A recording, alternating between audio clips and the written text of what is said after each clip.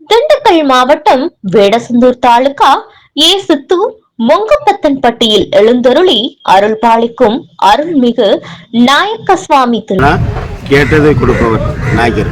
இதுவரைக்கும் இவருக்கு எல்லா வரங்களும் எல்லாத்துக்கும் அள்ளி அள்ளி கொடுத்தனால இவரோட பேரும் புகழும் ரொம்ப உயர்ந்திருக்குது. அதனால இந்த கோயிலை நம்பி வர்றவங்க யாருமே இதுவரைக்கும் எந்த ஒரு பலன் இல்லாம போனது கிடையாது. ஊர் பொதுமக்கள் கோவிலில் பொங்கல் வைத்து கெடா வெட்டுவார்கள்.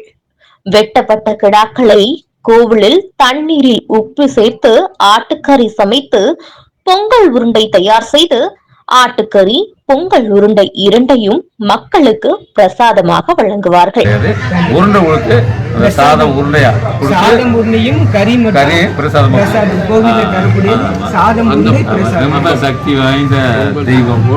இறுதியாக மாடு விடுதல் நிகழ்ச்சி நடைபெற்றது.